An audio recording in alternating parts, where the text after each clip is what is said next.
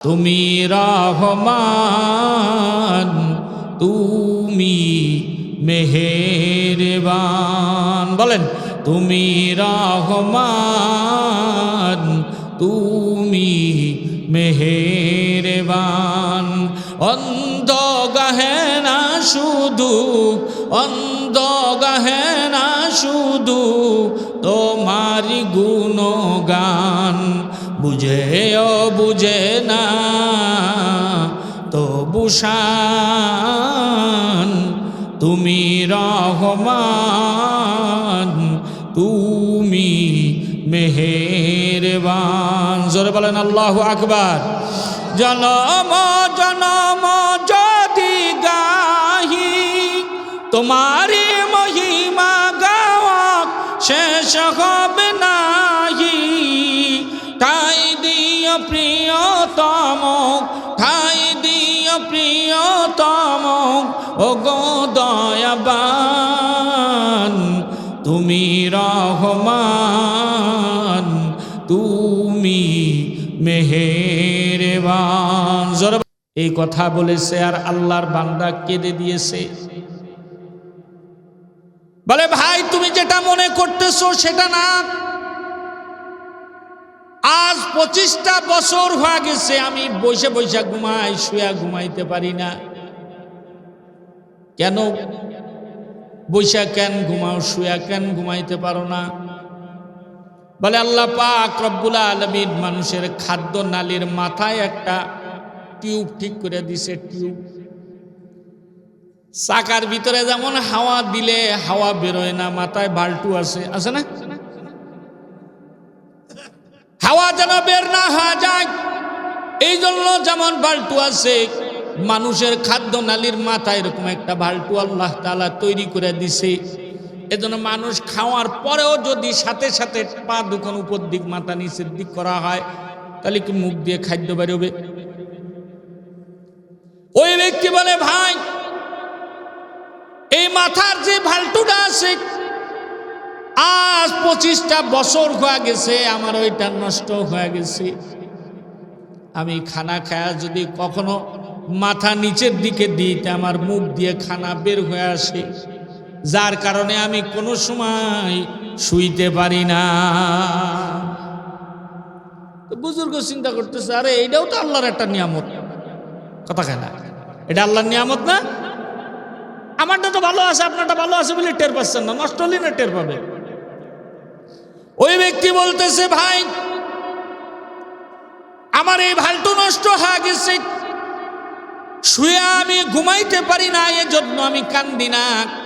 আমি কাঁদতেছি এই জন্য, তুমি যেমন আল্লাহর কুদরতি কদমে কপালটা ঠেকা দিয়া সেজদা দিতে পারো, আমি আল্লাহর কুদরতি কদমে কপাল ঠেকা সেজদা দিতে পারি না, এজন্য কান্দি। বাজার নিয়ামত আল্লাহ পাক রব্বুল আলামিন এমন হাজার কোটি নিয়ামত দিয়েছে। এই যে শ্বাস প্রশ্বাস নিতেছেন প্রত্যেক মিনিটে সেকেন্ডে সেকেন্ডে, আপনি মনে করছেন এই বাতাস বোধহয় আপনি নিজে নিজে নিতেছেন না, এর পিছনেও আল্লাহ দুইটা রহমতের ফেরেশতা আছে। সুবহানাল্লাহ, কালকে কইবেন সুবহানাল্লাহ। কয়টা আছে? দুটো। যদি মানুষ ঘুমাইল আর যদি নিজে নিজে দম নেওয়া লাগতো, তাহলে ঘুমিতে অর্ধেক মানুষ মরেই যেত। কথা খায় না। এরকম মানুষ আমাদের এই বিরামপুরি নেই যে ঘুমাইছে, ঘুমিতে উঠে দেখে শীতের সময় এখন তো ল্যাপটপ কম্বল টম্বল জুড়ি দেশ হই, উঠে দেখে যে বরণের লুঙ্গি নাই, বরণে এরকম লোক নাই। লুঙ্গি পরাইছিল, উঠে দেখে গলায় উঠে গেছে, গলার মালা হয়ে গেছে। এমনও মানুষ আছে ঘুমাইলে ল্যাপটপ জড়াই নিয়ে খাটের থেকে কখন নিচে চলে আসে নিজেও কইতে পারে না। কথা কন ঠিক কিনা? এরকম মানুষ ঘুমাইলে তো একেবারে মরে যাওয়ার কথা, কিন্তু মরে। বাংলা ঘুমায় থাকে, কিন্তু আল্লাহর রহমতের ফেরেশতা 24 ঘন্টা ডিউটি করতেছে, একজনে ঢুকায় দেয় আর একজনে বের করে দেয়। জোরে কান আল্লাহু আকবার, আরো জোরে বলেন আল্লাহু আকবার। নারায়ে তাকবীর, দুই হাত উঁচু করে নারায়ে তাকবীর। কোরআন সুন্নাহর আলো। ঘরে ঘরে বহুত চালিস, ঘরে ঘরে জালো। স্বাধীনের পরের এই পর্যন্ত স্লোগান ঘরে ঘরে জালো। কোরআনের আলো জ্বলুক আর না জ্বলুক, টিভির আলো জ্বলতে কোনো জায়গা বাদ নেই। ঘরে ঘরে তো জ্বলেছে, রুমে রুমে জ্বলে গেছে টিভি, পকেটে পকেটে মোবাইলে টিভি। এরপরে চার দোকানে যাই দেখবেন, ওরে বাবা 500 টাকা পুঁজি, 6 কান কাপ, 8 জন কাস্টমার গেলি বসে থাকতে হয় 2 জন, ওই কাপ খালি হলি তারপর দেবে। 6 কান কাপ, 1 কান পাতি রাখার কইটো, 1 কান চিনি রাখার কইটো, 1 কান সেকনি, 1 কান চামচ আর 1 কান তাফাল। এই হলো ওর পুঁজি। বিস্কুট রুটি মুটি যা বেছে সব সকালবেলা বাকি নাই, বিয়ের বেলা টাকা দেয়, কথা খায় না। টিভি কিনেছে 1 কান 26 ইঞ্চি, কিস্তি তুলে। আর মুসলমানও সেই রকম, যে দোকানে টিভি নেই ও দোকানে মুসলমান যাবেই না। 1 কাপ চা খাবে 27 ঘন্টা টিভি দেয় বসে বসে, করে টিভি দেখতে থাকে। আমরা এই যে রাত্রেবেলা আসলে মাহফিল করে 12টা 1টা 1:30টা বাজে যায়, কোনো সময় 2টা 2:30টা বাজে, দেখি যে বাজারে কিছু দোকান খোলা থাকে। ওরে বাবা, এরে জুয়ান ছেলেবেলে দেখলি তো মনেরে মাইনে নিয়ে যায় যে জুয়ান ছেলেবেলে রক্ত গরম একটু দেখতেছে। বুড়ো চাষা দাড়ি পেয়ে গেছে, মোষ পেয়ে গেছে, বুড়ো পেয়ে গেছে, করে বাংলা সিনেমা দেখতেছে এরকম করে। আছে না নাই? আমি যদি সুযোগ থাকে তাহলে চাচারে কই, চাচা আর টিভি দেখে না, বহুত দেইছা জীবনে। দাড়ি পাকা লোকের সম্মান আল্লাহ তাআলা নিজে দিয়েছেন, সুবহানাল্লাহ কোন জোরে। দাড়ি পাকা লোক হাত উঁচু করলে আল্লাহ তাআলা দোয়া ফিরায় না, যা কয় তাই কবুল করে নেয়। দাড়ি পাকা লোক কবরে গেলে ফেরেশতারা মারতে লজ্জা পায়, আল্লাহর কাছে জিজ্ঞেস করে, আল্লাহ দাড়ি পাকা লোকের ভিডিওবো, এত ইজ্জত দেশে, আর এই ইজ্জত আপনি নষ্ট করতেছেন কোন সাত দোকানে বলছে। এজন্য হাদিস শরীফের মধ্যে আছে, আল হায়াউ শুবাতুম মিনাল ঈমান, লজ্জা হলো ঈমানের অঙ্গ। যার লজ্জা যত বেশি তার ঈমান তত বেশি, যার লজ্জা যত কম তার ঈমানও তত কম। আর যার লজ্জা নেই ওর তো ঈমানই নেই। বন্ধুরা আমার, হাদিস শরীফের মধ্যে এসেছে, বান্দার যখন রুহু একেবারে কবজ হওয়ার সময় হয়ে যায়, আজরাইল চলে আসে, ওই সময়ে এই 2 ফেরেশতা যা ওই ব্যক্তিকে সালাম দেয়, এ আল্লাহর বান্দা, তুমি সারা জীবন ধরে যত অক্সিজেন নিয়েছো আমরা দুজনে তোমাকে সংগ্রহ করে দিয়েছি। আজকে দেখো তোমার আশেপাশে কত অক্সিজেন আছে, কিন্তু তোমার নামে আর বরাদ্দ নাই। এ কথা বলে ফেরেশতা যেই সালাম দিয়া দেয়, হাদিস শরীফের মধ্যে আসছে আজরাইল তার গলা চাইপে ধরে। আচ্ছা, এই যে নিতেছেন, এটা তো এখন আল্লাহর দেওয়াটা নিতেছেন, কোনো টাকা পয়সা লাগবে না, লাগবে? কিন্তু যদি এটা বন্ধ হয়ে যায়, হাসপাতালে নিক, মানুষের দেওয়া অক্সিজেন দেওয়ার সাথে সাথে টাকা নেওয়া শুরু, কথা কয় না, কথা কন ঠিক কিনা? মানুষ দেওয়ার সাথে সাথে মিনিট গুনা শুরু, ঘন্টা প্রতি 2000, ঘন্টায় যদি 2000 হয়, দিন রাত 24 ঘন্টায় কয় হাজার হয়? কথা কয় না, 48,000। সপ্তাহে কত হয়? কেনেননি, হিসেবও করেননি। 3,60,000 টাকা হয় সপ্তাহে। এবার হিসেব করেন মাসে কত হয়, বছরে কত হয়। এরকম কত অক্সিজেন জন্মের পরের থেকে টানতেছেন। জীবনে কোনোদিন ফেরেশতারা কইছে সারে না পয়সা দাও? কইছে? যদি হুজুররা মাদ্রাসা কয় যে ভাই মাদ্রাসার কাজ কামাবে, নবীর মেহমানদের জন্য এটা আছেন 1000 টাকা দিবেন, তখন বড় হয়ে যায় 1000 টাকা, অনেক বড়। এই যে অক্সিজেন ভাও, লক্ষ লক্ষ টাকার অক্সিজেন ব্যবহার করলেন, এই যে বিদ্যুৎ, এই যে লাইট চলতেছে, কি ফ্রি চলতেছে না কারেন্টে? কথা কান না কে? বিল দিতে হবে না? ভাও ভাও বিল দেওয়া লাগবে। এই যে এখন সূর্য মাথার উপরে প্রত্যেক দিন উঠতেছে ডুবতেছে, উঠতেছে ডুবতেছে, ফেরেশতারা কোনোদিন বিল চাইছে? লক্ষ লক্ষ টাকার বিল হয়ে যাইতো যদি দেওয়া লাগতো। এই সব নিয়ামতগুলো আল্লাহ তাআলা একেবারে ফ্রি দিয়েছে। কে দিয়েছে? জোরে বলেন, কে দিয়েছে এই নিয়ামত? বলেন আল্লাহু আকবার। বন্ধুরা আমার, এই পৃথিবীর এরকম হাজার কোটি নিয়ামত আল্লাহ পাক দান করেছেন। এই সব নিয়ামতগুলোর মধ্যে একটা নিয়ামত হলো সন্তান। সন্তান দেওয়ার মালিক হইল একমাত্র আল্লাহ। পৃথিবীর কারোর ক্ষমতা নাই সন্তান দেওয়ার। আছে নাকি? আপনার পোলাপাইন হয় না, আপনি মান্নত মানিছেন নমক মাজারে যদি ছেলেবেলে হয় তাহলে একটা ছাগল দিয়ে দেব, পুরোটাই শিরিক। কারণ মাজারের কারোর কোনো ক্ষমতা নাই সন্তান দেওয়ার। সন্তান দেওয়ার মালিককে জোরে বলে, সব কিছুর ক্ষমতা তার। ইচ্ছা করলে ছেলে দিবেন, ইচ্ছা করলে মেয়ে দিবেন, এটাও মানুষের হাতে না। অনেক মানুষ আছে মেয়ে হলে নারাজ হয়, ছেলে হইলে খুশি হয়। পরে যখন ছেলে গাঁজা খায় রাস্তায় পড়ে থাকে তখন হুজুরের কাছে দোয়া চায়। কথা কন ঠিক কিনা? এ যারা বাপ হইছেন বলেন, ছেলে আর মেয়ের ভিতরে বাবারে মহাব্বত করে বেশি কে? জোরে কন। ওরে আল্লাহ, বাপ বেড়াতে গেছে মায়ের বাড়ি, এক সপ্তাহে দেশি মুরগি সব কটা সাফ করে ফেলিস, যা ছিল খড় খালি। বাপ চলে আসতেছে, মায়ে কান্দে। কান্দিস কা? বাবা আর এক বেলা থাইয়ে যাও, আর এক কান আছে ওই যে ওই কান সাফ করে দিয়ে সকালবেলা চলে যাই। কথা কন ঠিক কিনা? বাপের যদি অসুস্থ হয়ে যায় মেয়ের ঘুম থাকে না। বাবাকে সন্তানের ভিতরে মেয়ে সন্তান বাপকে বেশি মহব্বত করে, অথচ মেয়ে হলে ওই বাপ নারাজ। ওই বাপের মতো কপাল পোড়া আর এই পৃথিবীতে নাই।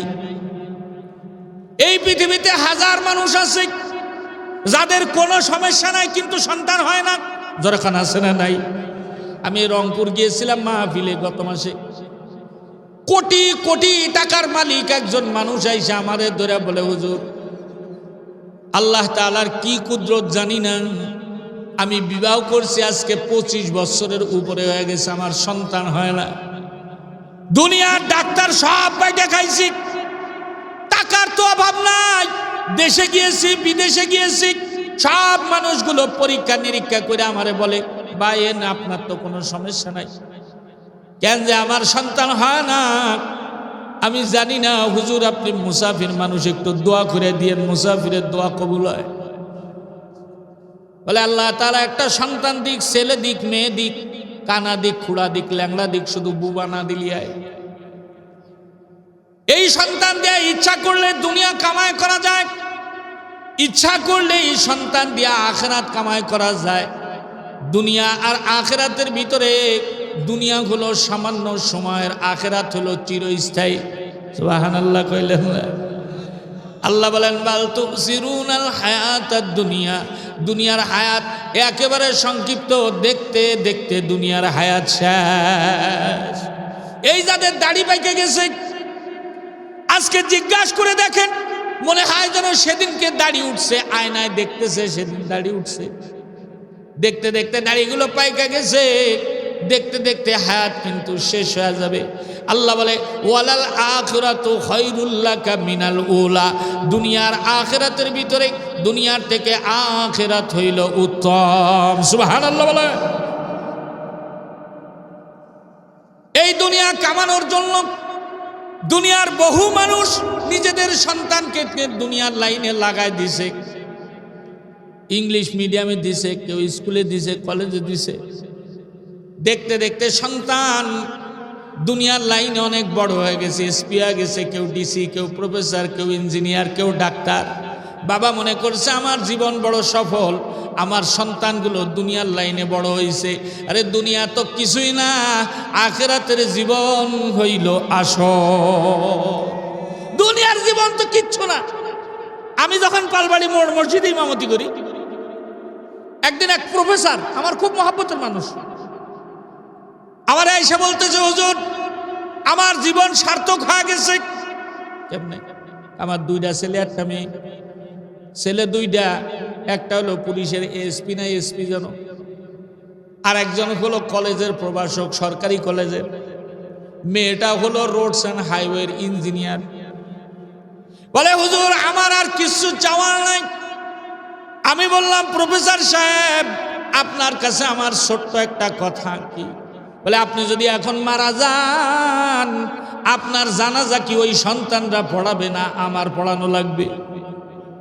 শিক্ষিত মানুষ আর কথা কয় না, মাথাটা একেবারে নিচু করে দিছে। আমি বললাম, যদি একটা সন্তানকে আলেম বানাইতেন, একটা সন্তানকে যদি হাফেজ বানাইতেন, কমপক্ষে হাফেজ আলেম না হোক যদি দিনদার বানাইতেন, আপনি যেদিন মরে যাইতেন আপনার সন্তান আপনার জানাজা পড়াইতো, কথা কোন ঠিক কিনা? আল্লাহর নবী বলে, ওরে বাবা, যার বাবার সন্তান, ওই সন্তান যে বাবার লাশ অথবা মায়ের লাশ সামনে নিয়ে পড়ে, আল্লাহুম্মা গফিরলি হাইয়িনা ওয়া মাইয়িতিনা ওয়া শাহিদিনা ওয়া গায়িবিনা, এই দোয়া যেই সন্তান পড়বে আল্লাহ পাক রব্বুল আলামিন ওই সন্তানের দোয়ার বদৌলতে মা বাবাকে মাফ করে দেয়। আমি একবার বৃদ্ধাশ্রমে, যে কোনো এক জেলায়, এই মাহফিলের উসিলায় বৃদ্ধাশ্রমে গিয়েছি। মানুষ শুধু কয় বৃদ্ধাশ্রমে দেহি কারা আছে, হুজুরি মা বাবার দু একটা খুঁজে পাওয়া যায় কিনা। পুরা বৃদ্ধাশ্রম খুঁজলাম, একজন হাফেজ সাহেবের মাও পাইলাম না, বাবু পাইলাম না, একজন মাওলানা সাহেবের মা বাবু পাইলাম না। যা পাইছি সব কারোর ছেলে ডিসি, কারোর ছেলে প্রফেসর, কারোর ছেলে ইঞ্জিনিয়ার, কারোর ছেলে শিল্পপতি। আর এক একজনের দুঃখের কাহিনী শুই না, মানে না কান্দতে পারা যায় না। একজন বলতেছে, হুজুর 1 বছর হয়ে গেছে আমার সন্তানটা আমার কাছে আসে না, আমারে দেখে না।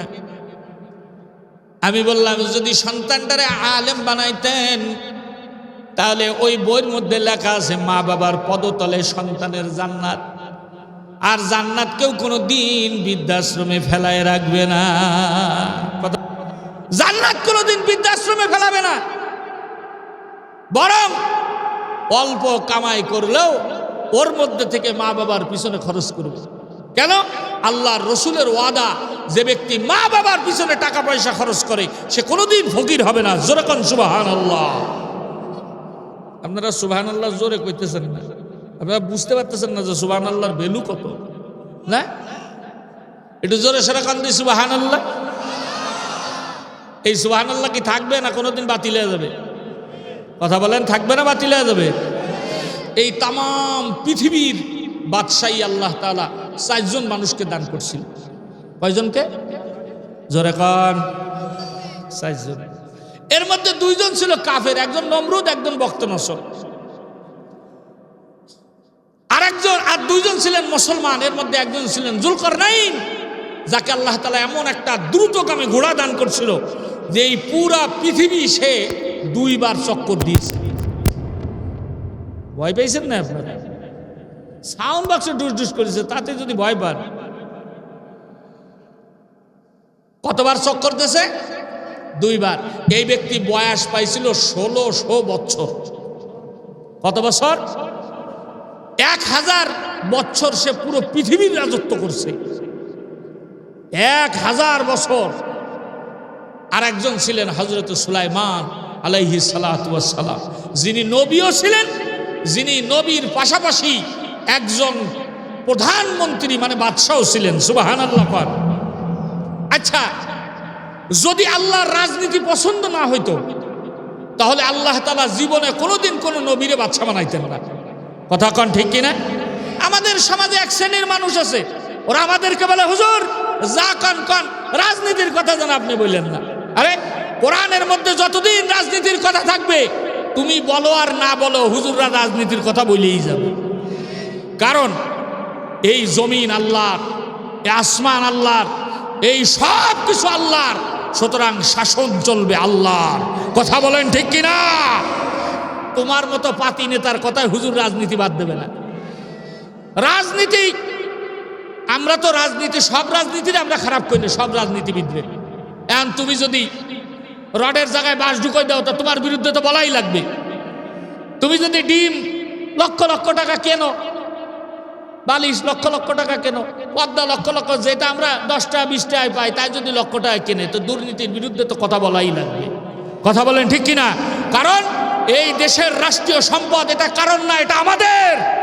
যদি এদেশে কেউ দুর্নীতি করে, সে আমাদের সম্পদ লুণ্ঠন করতেছে। আমার সম্পদ আমার চোখের সামনে নষ্ট হয়ে যাবে, আর আমি কথা বলবো না, অত বুবা শয়তান। কথা কন ঠিক কিনা? আমি যখন পালবাড়ি ইন্টারভিউ দিতে যাই, আমার আগে 24 জন ইন্টারভিউ দিয়েছে, আমি 25 নম্বর। আমি তো কে বলি মাত্র মাদ্রাসাতে ভাড়ে হয়ে আইছি, আমার বাপের মোটামুটি আলহামদুলিল্লাহ ভালো টাকা পয়সা আছে, যার কারণে অভাব অনটন আমার জীবনে লাগেনি। আমি তো চাকরিরত, মানে ওই সময় বুঝতাম না তো গেছি। আর সেক্রেটারি সাহেব উনি তখন ওই এই যে বিগত যারা পলাইছে এই সরকারের একজন বড় দায়িত্বশীল ছিল দলের। আমারে কইতেছে, হুজুর আপনার ওয়াজ টাজ তো ভালোই লাগছে, কথাবার্তা ভালো আছে, উসলম্বা দেখতে সুন্দর আছেন, আপনারা আমরা রাখতে চাই, কিন্তু একটা প্রশ্ন আছে শেষমেশ। কি? তখন সে রাজনীতি করেন নাই? তাই বললাম 100% করি, কারণ আল্লাহর নবী রাজনীতি করেছে। আমি যদি নবীর উম্মত হয়, ফরজে আইন মনে করে আমি রাজনীতি করি। তা বলতেছে তাহলে তো সমস্যা। আমি বললাম কি সমস্যা? বলে ইমাম সাহেব যদি রাজনীতি করে তাহলে তো সমস্যা। আমি বললাম আপনি কি মসজিদের? আচ্ছা সেক্রেটারি। আমি বললাম যে আপনি করেন রাজনীতি? প্রথম দিন ইন্টারভিউতে শুনে দেখেন এখনো আপনি রাজনীতি করেন? তো বলতেছে হ্যাঁ আমি করি। আমি বললাম মসজিদের সেক্রেটারি হয়ে যদি রাজনীতি করতে পারেন, মসজিদের ইমাম হয়ে কেন রাজনীতি করতে পারবে না? কমিটিও রাজনীতি করবে না, ইমামও করবে না। কমিটি যদি রাজনীতি করে, ইমামও করবে। কথা কন ঠিক কিনা? কারণ এই সমাজে চোর দিয়ে ভরিয়ে গেছে। হ্যাঁ ভালো রাজনীতিবিদ আছে, নেই তা না, চোর দিয়ে ভরিয়ে গেছে। একজনকে যদি শুধু একটুখানি চৌরাস্তায় নিয়ে হাত কাটা হয়, বাকি চোরগুলো কবে বিক্রি করে খাবো, তাও চুরি করবো না। কথা কন ঠিক কিনা? আমরা চাই ভালো মানুষের শাসন হোক, যে দলের হয় হোক, কিন্তু ভালো মানুষের শাসন চাই। আল্লাহর ভয় যার ভিতরে থাকবে, যার ভিতরে আল্লাহর ভয় আছে, সে কোনোদিন জনগণের মাল চুরি করে খাবে? কথা কান জোরে কান খাবে? এতটুকু বুঝেন না? আমাদেরও দোষ আছে। ভোটের আগের দিন যে একখান কড় করে নোট ধরায় দেয়, সুর বদলে যায়। কয় না ও আগে খারাপ ছিল, এখন ভালো হয়ে গেছে। খাও, একখান নোট খাবা আর 5 বছর 5 ঘুরবা। কত বারো ঘোর জুতো ক্ষয় কর, কোনো সমস্যা নেই। আর যদি আল্লাহ ভীরু শাসক হয়, তাহলে তাকে দিয়ে দেশের জনগণের ইসলামের উন্নতি আশা করা যায়। হযরত আবু বকর সিদ্দিক রাদিয়াল্লাহু তাআলা আনহু, উনি যখন সকালবেলায় যাইতেন জুতা পায়ে দিয়ে যাইতেন, যখন বাড়ি আসতেন রাত্রবেলায় তখন জুতা বগল দাবায় নিয়ে আসতেন। একদিন একজন দেহে বলতেছে, আবু বকর তোমার বাপ গতি তো বুঝলাম না কিছু, কেন সকালবেলায় যখন যান তখন জুতা পায়ে দিয়ে যান, বিকাল বেলায় রাত্রবেলায় যখন গভীর রাত্রে যান দেখেছি জুতা তখন বগল দাবায় নিয়ে যান, কেন? রাত্রবেলায় জুতা পায়ে দিয়া গেলে কি সমস্যা আমার জানতে মনে চায়। আল্লাহর ভয়ে ভীত আবু বকর বলে, ভাই সকালবেলায় যখন হেঁটে যায় তখন কেউ ঘুমায় থাকে না, কারোর ঘুমের ডিস্টার্ব হয় না, কিন্তু রাত্রবেলায় যখন আমি গভীর রাত্রে রাষ্ট্রের কাজ শেষ করে বাড়ির দিকে যাই, সব মানুষগুলো তখন ঘুমায় থাকে, আর আমার খড়ঙের তখন আওয়াজ বোঝা যায়। আমার খড়ঙের কারণে রাস্তার পাশের একটা মানুষের যদি ঘুম ভেঙে যায়, কিয়ামতের আদালতে আল্লাহর দরবারে দাঁড়ায় যদি বলে আবু বকর রাষ্ট্রপতি হওয়ার কারণে জুতার আওয়াজ করে করে হেঁটেছে, আর ওই জুতার আওয়াজে আমার ঘুম ভেঙে গেছে, আমি আজকে বিচার চাই, আমি আবু বকর আল্লাহর আদালতে এই বিচারের সামনে হওয়ার মতো আমার ক্ষমতা না। এমন শাসক যদি দেশে আসে, যে মানুষ আল্লাহকে ভয় করে, ওই মানুষ তখন মানুষের দাঁড়ে দাঁড়ে বারে বারে যায় ঘুরবে। হযরত উমর ফুরাত নদীর তীরে একদিন হাঁটতেছে, দেখে একজন মহিলা না খেয়ে রয়েছে 3 দিন ধরে। মহিলা কথা বলতেছে, হযরত উমর যা পর্দার আড়াল থেকে বলে, রে মা কেন আপনি না খেয়ে রয়েছেন? বলে আমার সন্তানটারে ওমর যুদ্ধে পাঠাইছে, যা শহীদ হয়েছে, আজকে 3 দিন হয়ে গেল আমার বাড়িতে খানা নাই, আমি না খেয়ে রয়েছি। হযরত উমর বলে, আপনি তাহলে ওমরের কাছে একটু যাইতে পারেন না? সে তো রাষ্ট্রীয় কাজে বিভিন্ন কাজে ব্যস্ত আছে, আপনি গেলেই তো হয়। বুড়ি হুঙ্কার দিয়ে বলে, রাষ্ট্রপতি কি আমি না শেখ? বুড়ি তেজি আলাদা, বলে রাষ্ট্রপতি তো সে। বলে রাষ্ট্রপতি যদি সে হয় তাহলে কোন ঘরে কে খেয়ে আসে না খেয়ে আসে এটা খোঁজ নেওয়ার দায়িত্ব হলো তার। যদি সে আমার খোঁজ না নেয় সমস্যা নাই, কোনো কিয়ামতের আদালতে দাঁড়ায়া আল্লাহ তাআলার সামনে ওমরের বিরুদ্ধে নালিশ করব। হযরত উমর এই কথা শুনে কাঁদতে কাঁদতে দৌড়ায় আসলেন। বাইতুল মাল থেকে একটা বস্তার ভিতরে অনেকগুলো খাদ্য খাবার নিলেন। ওনার যে পিয়া আছে সে বলতেছে আমার কাঁধে দেন, আমি নিয়ে যাই। হযরত ওমর বলে, না না, তুমি কি শোনো নাই বুড়ি কি বলেছে? বুড়ি তো তোমার নামে নালিশ দিবে না, বুড়ি আমার নামে নালিশ দিবে। ওয়ালা তাজিরু ওয়াজিরাতু উজরা উখরা, কিয়ামতের ময়দানে কেউ কারোর বোঝা নিবে না। সুতরাং কিয়ামতের ময়দানে যখন বোঝা নিবে না, আমি ওমরকে যখন বোঝা টানতে হবে, আমি ওমরই যা তার খাদ্য খাবার পৌঁছায় দিলাম। হযরত ওমর নিজে রুটি নিয়ে যায়, পানিতে গরম করে খামিরা বানায় রুটি বেইলা সেইকা মুরব্বীরে খাওয়া দিয়ে আসছে। মুরব্বী বলতেছে, ওমর খলিফাতুল মুসলিমিন না হয় তুমি যদি হইতা তাহলে ভালো হইতো। হযরত ওমর বলে, বুড়িমা আপনি যদি কিছু মনে না করেন তাহলে আমি একটা কথা কই। কোন? ও বুড়িমা, আপনি যে একটু আগে বললেন যদি না খেয়ে থাকেন হযরত উমরের ব্যাপারে আল্লাহর আদালতে নালিশ দিবেন, আমি যদি বলি আমি ওমর, তাইলে কি আল্লাহর আদালতে আপনি আর নালিশ দিবেন নাকি? মহিলা বলতেছে, না, তুমি যদি ওমর হও তাহলে আমার সমস্ত অভিযোগ শেষ। সুবহানাল্লাহ, খান নারায়ে তাকবীর। বাজারে আমার যে কথা বলছিলাম, সন্তান যদি দিনদার হয়ে যায়, আল্লাহ পাক রব্বুল আলামিন এই সন্তানের উসিলায় আখিরাতে আপনাকে মাফ করে দিবে। এই পৃথিবীর ভিতরে এমন বহু ঘটনা ঘটেছে যেই সন্তানগুলোর উসিলায় আল্লাহ তাআলা কবরের ভিতরে মা বাবাকে মাফ করে দিছে। সুবহানাল্লাহ। ছোট্ট একটা কথা আপনাদেরকে শোনাই।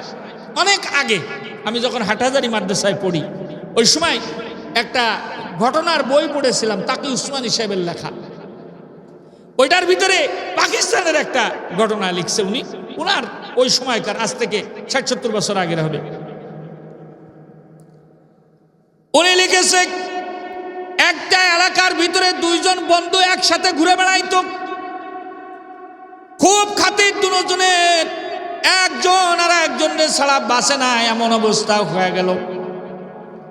দুজনেই একই রকম কাপড় পরে, একই রকম জুতা পরে, একই রকম টুপি পরে।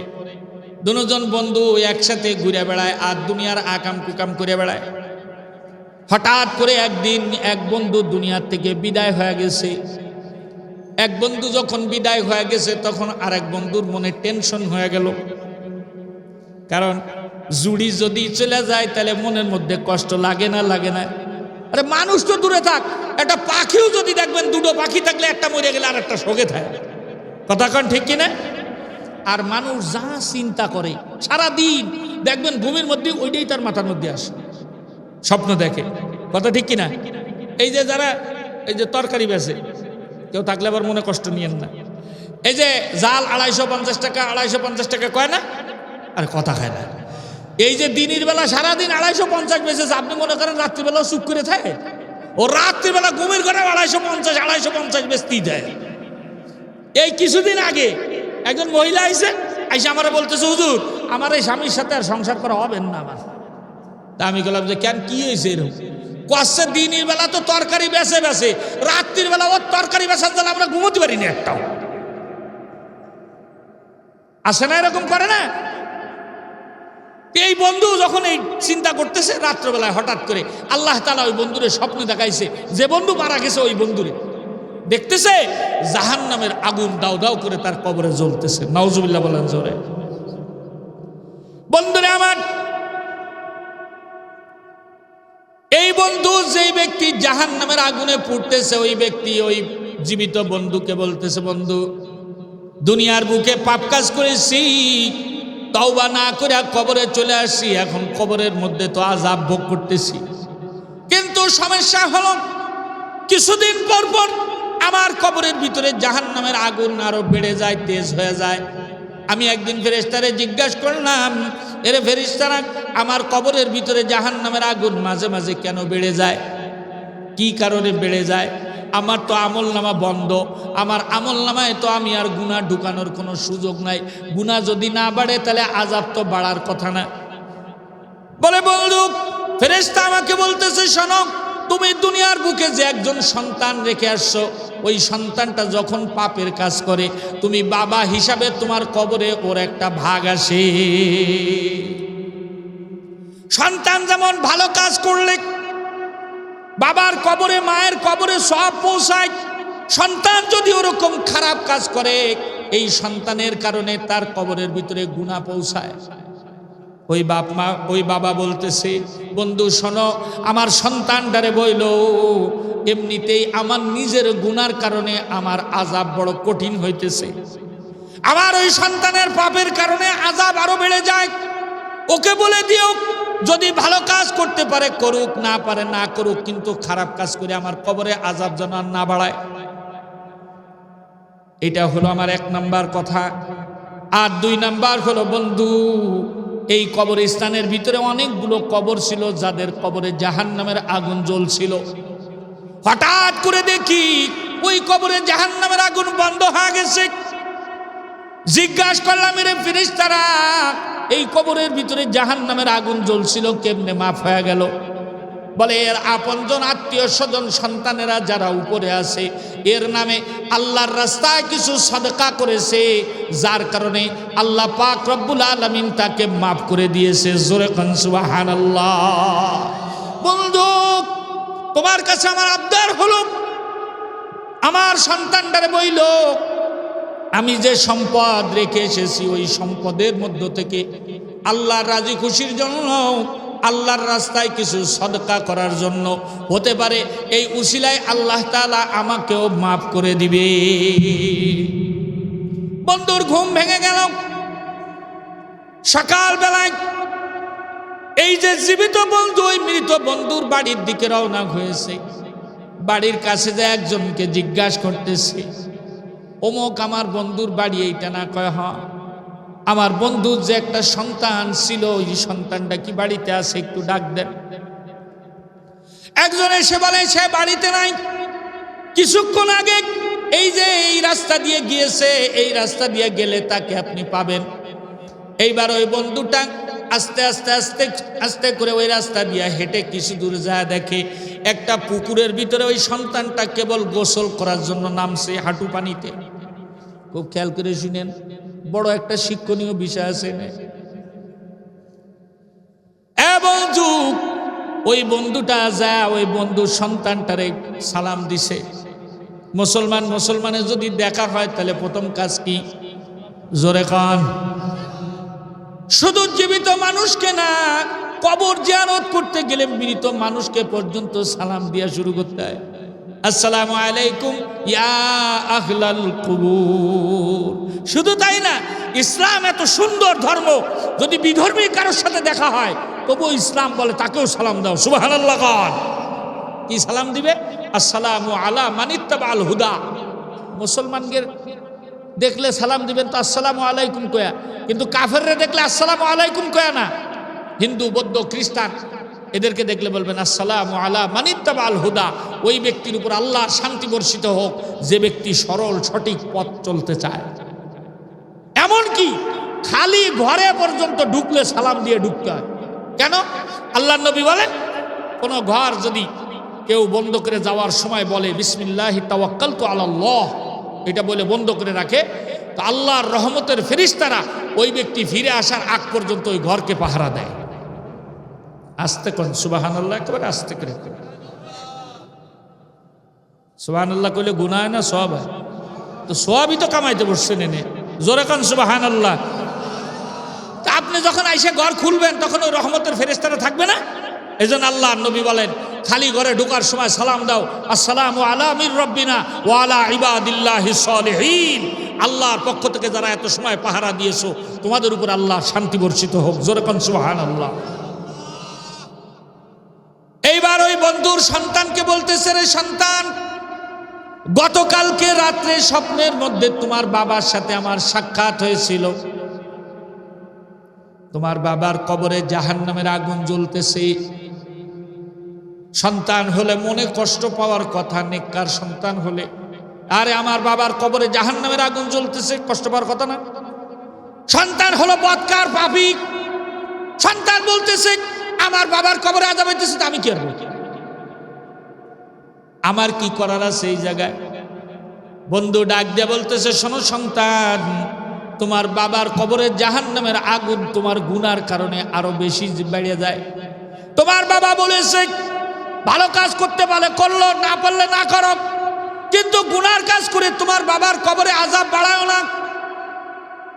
খবরদার, বাবার প্রতি এতটুকু রহম করো, দয়া করো। সন্তান বলতেছে পারবো না, যা করতেছি যেমনি চলতেছি সেমনি চলবো। বন্ধু বনে বড় কষ্ট পাইছে।